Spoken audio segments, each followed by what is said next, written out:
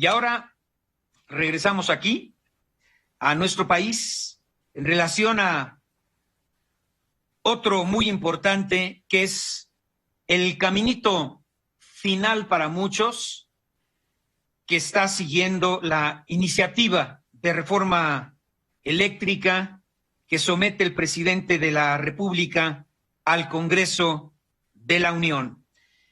El día de ayer, los partidos que integran la coalición Va por México, oposición a Morena, anuncian una contrapropuesta que permita que los ciudadanos paguen menos por el servicio, impulse la energía o las energías renovables y fomenten el respeto a la inversión privada. Los dirigentes del PRI, del PAN y del PRD adelantaron que votarán en contra de la reforma que promueve el Ejecutivo Federal y una vez que ésta sea desechada en el Congreso, presentarán su iniciativa alterna. Dicen los partidos de oposición, principalmente PAN, PRD y PRI, es un no categórico a la reforma regresiva que se ha presentado sin pretenderle mover una coma. Y la coalición que integramos estos tres partidos de oposición tiene una propuesta profesional, moderna, de vanguardia, que si le sirve al Estado mexicano, también le servirá a los mexicanos y que será presentada una vez que se deseche porque no alcanzarán la mayoría de votos Morena y sus aliados. Bueno, pues vamos a platicar en unos momentos más con el líder del PRI, Alejandro Moreno Cárdenas, pero mientras tanto vamos con nuestro experto en materia energética, Ramsés Pech. Mi querido Ramsés, te saludo con mucho gusto, gracias por recibir la llamada de este espacio como siempre, y bueno, las cosas se encuentran, como dicen, muy calientes, y sería pues desde hoy en el Congreso de la Unión para saber lo que sigue. Adelante, Ramsés. Buenos días, Mario, buenos días a todos. Bueno, lo voy a decir en este sentido. ¿Te acuerdas cuando hacíamos las tareas en la escuela y nos decía el maestro, necesitamos hacer una composición de 100 hojas, llénenla como quieran, pero háganla de 100 hojas? Yo estoy viendo que la reforma que estamos viendo hoy en día, que ha presentado el Poder Ejecutivo, las alternativas que se están viendo por los diferentes partidos y por ciertas organizaciones, simplemente estamos platicando el hecho de cómo se va a generar. Y a mí me está dando una gran preocupación porque no se está planteando con el qué se va a hacer esta forma de generar la electricidad. Porque he revisado la propuesta que ayer se volvió a meter en la Cámara de Diputados, es tal cual como se presentó desde un inicio. Se adicionaron más hojas en donde están los datos que se hicieron desde todas las semanas del Parlamento y básicamente fue, como se dice comúnmente, cuando haces tu tarea, copias de un lado a otro, lo integras y formas un gran número de hojas, pero son palabras que, como yo siempre lo he dicho, el papel aguanta. El inconveniente aquí es que el sector energético no se basa en papeles o en escritos o en la parte que estamos observando hoy en día. Hoy, en menos de 40 días, y escuchándote hoy en la mañana sobre las actualizaciones de la guerra de Rusia-Ucrania, los problemas que ha tenido Ucrania, sobre todo de Rusia, de los abusos que ha tenido, esto me está llevando que en menos de 40 días ya la geopolítica en cuanto a la forma de cómo se va a generar la electricidad en el mundo ya está cambiando.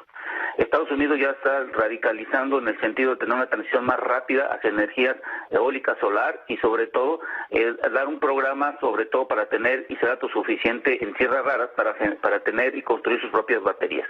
Aquí quiero dejar esto un punto muy importante, Mario, y esto no creo que no se está llevando en sí, porque es en no se está viendo con el qué. Y el qué, acuérdense que el 60% de nuestra electricidad depende del gas natural. Y esto quiero abrir este paréntesis porque Estados Unidos hoy en día ya tiene una nueva estrategia comercial en donde va a vender una mayor cantidad de gas natural licuado a Europa, por lo que se va a tener en los próximos meses de Rusia, ya no va a poder vender tanto gas a Europa, y esto va a ser en forma paulatina. ¿Qué es lo que va a suceder? Que el gas natural licuado se vende a Europa hoy casi 4 veces, de 3 a 4 veces más de lo que se vende a México del gas natural. Es decir, el gas natural más o menos cuesta a México entre 5 y a 6 dólares más o menos el millar de BTU, que es lo que está fluctuando, y a Europa está costando entre 20 y 30 dólares el millar de BTU. Entonces, estamos discutiendo sobre quién debe de generar la electricidad, pero la pregunta es, ¿cómo estamos asegurando las materias primas y sobre todo el gas natural en el futuro, ahora que estamos viendo que hay un cambio geopolítico radical en cómo se va a tener la transición energética? Y esto creo que la semana pasada también no lo han podido o no se ha analizado correctamente. El hecho de que el presidente Biden haya comentado que se va a sacar 1 millón de barriles de la reserva por 6 meses, esto es un indicativo que están ellos buscando bajar los precios de los combustibles sin dar subsidios para mejorar sobre todo las cuestiones de la inflación que están teniendo. Y para incrementar la oferta, dame 3 minutos, Ramsés, y regreso contigo. Estoy con Ramsés Pech, analista de la industria eléctrica. Grupo Fórmula. Abrimos la conversación en www.radioformula.com.mx y en nuestras redes sociales @radio_fórmula y facebook.com/radioformula MX. Regresamos con Ramsés Pech, analista de la industria eléctrica. Pues hay 3 puntos muy importantes, mi querido Ramsés, para repetir al auditorio. Primero, el planteamiento del PRI, del PAN y del PRD, que forman o conforman esta coalición que muchos dicen es una colusión. Bueno, da igual, pero son la llamada Va por México, que tiene lista su propia iniciativa, que pues está muy lejana para muchos que la conocen, de la que propone y ha sometido el presidente de la República al Congreso de la Unión. Dicen con cambios pues muy pequeñitos, básicamente en leyes secundarias. Eso es por un lado, repito, la contrapropuesta de la oposición, básicamente PRI, PAN, PRD. Por otro, que es un camino paralelo, la alianza opositora también, Va por México, PAN, PRI, PRD, demanda a los ministros de la Suprema Corte no anular la reforma de la ley de la industria eléctrica. Entonces tenemos el caminito legislativo, el caminito en el Poder Judicial, y me llama la atención lo que también sería la tercera.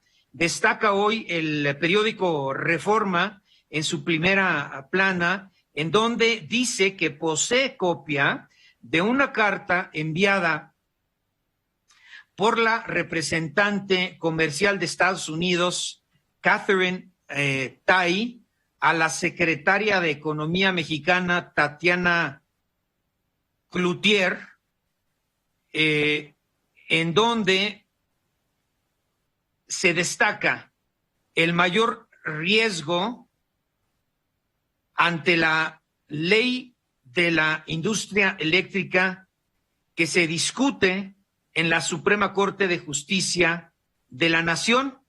Y dice esta nota que la reforma eléctrica del gobierno federal pone en riesgo inversiones norteamericanas en México que rebasan los 10,000 millones de dólares si se aprueba como está la reforma del presidente de México. Son 3 puntos interesantes que hay que considerar independientemente de los detalles que dabas sobre lo que contiene y falta en la iniciativa que empieza a discutirse a fondo y de manera muy intensa hoy en la Cámara Baja. Adelante, Ramsés.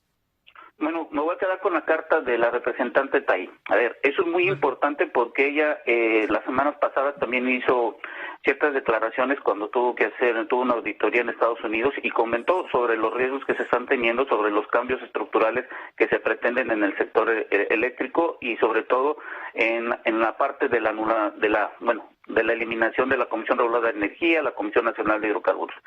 Y me quedo en ese sentido, ¿por qué se está basando este comentario? Mira, Mario, esto es muy importante porque acabamos de revisar el día de ayer y vimos que antes de la reforma energética, Estados Unidos solo tenía una capacidad de instalación de ductos de más o menos de 4,000 millones de pies cúbicos. Después de la reforma energética que se implementó en el 2013 al 2021, ya hay casi 14,000 millones de capacidades de gas natural que pueden enviar a nuestro país. Ese es uno de los puntos radicales en donde las inversiones que se realizaron en Estados Unidos para tener la interconexión de gas natural de Estados Unidos a México es principalmente lo que está comentando Tai, que es la representante. Ese es uno de los puntos principales.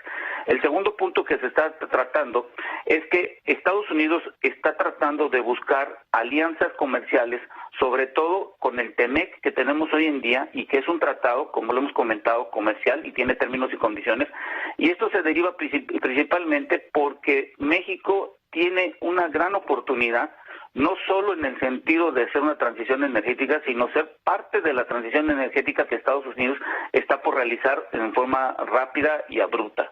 Entonces, hoy en día lo que estamos viendo es que nosotros dependemos mucho, y ¿por qué lo quiero enfatizar? Del gas natural, y te quiero dar este dato. ¿Por qué me preocupa mucho lo de la reforma como se está plasmando? Porque todo el mundo estamos observando, se está escribiendo, se está comentando en la forma, más no el cómo lo vamos a realizar. Y te lo digo porque, mira, en Estados Unidos, y esto creo que lo debe también saber el público, en Estados Unidos el consumo interno de gas es casi de 80,000 millones de pies cúbicos diarios.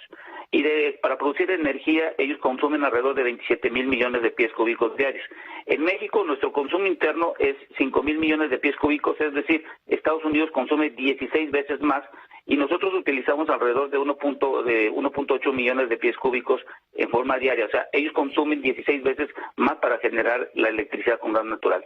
¿Por qué me preocupa? No tanto en las formas, porque se va a discutir en el poder legislativo, se va a aprobar cualquiera de los planteamientos que se den, si esta no pasa, o entran las de las coaliciones, pero al fin y al cabo son tiempos que estamos perdiendo, Mario, y estos tiempos en el sector energético no regresan. Ya lo comentó el presidente de la República en días pasados, hacer una planta de gas natural licuado tarda 4 años y no lo va a ver esta administración. Entonces, en cada vez que estemos nosotros no poniéndonos de acuerdo, son tiempos que el sector energético y sobre todo el costo del dinero que estamos viendo en los bancos centrales está aumentando. Cada día va a ser más complicado hacer nueva infraestructura, traer mayores inversiones, y si no tenemos las condiciones adecuadas, has de recordar tú, la Primera y Segunda Guerra Mundial, después de estas, viene la reestructuración, aunque nomás es en un país, pero ahora vamos a ver una reestructuración desde el punto de vista financiero, económico, energético, porque es una guerra energética, financiera la que estamos librando, no bélica, solo bélica en Ucrania, pero a nivel mundial estamos viendo una guerra tanto energética como financiera, y quienes ganen en este momento, en esta estrategia de guerra que está teniendo, son los que van a tener una mejor participación. Aquí la pregunta, México, ¿en dónde vamos a quedar?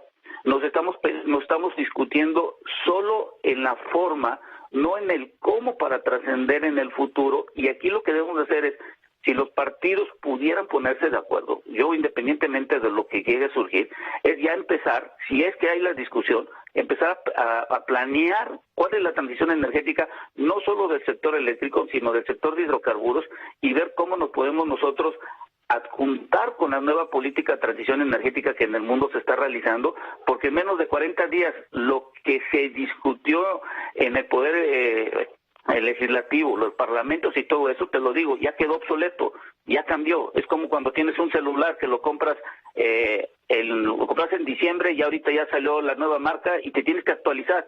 Haz de cuenta como que tenemos que actualizar nuestro software de nuestro celular, y lo que tenemos que hacer es actualizar el software para el futuro, si es que no tenemos la forma de cómo comprar un nuevo celular. Entonces yo creo, Mario, que aquí la pregunta no es si cuál de todas las propuestas que están dando es la mejor, sino que la pregunta aquí es cuál de todas estas propuestas se alinean al plan que tenemos de largo plazo, que no hay, y cuál de estas se van a alinear a la transición que tiene nuestro socio comercial, porque ya hemos recibido varios mensajes, no solo de la representante Tai, sino hemos recibido de John Kerry la semana pasada, hemos visto del el embajador de Estados Unidos los comentarios que nos ha dicho, y creo que hoy lo más importante, Mario, es ponernos de acuerdo, porque si queremos tener una energía barata, bueno, no solo dependemos del cómo, sino dependemos también del cómo lo vamos a hacer y cuáles son las materias primas que vamos a tener disponibles ante los cambios que tenemos hoy en día. Bueno, pues entonces, ¿qué sigue, Ramsés? Porque estos días son cruciales y al parecer, lo cual pues ya comenzamos a dudar, supuestamente el gobierno federal o Morena y sus aliados tenían ya planchado o pactado, pues como quieras, la aprobación de la reforma eléctrica con muy pocos cambios, tal y como se presenta ya ante la mesa de la Cámara Baja.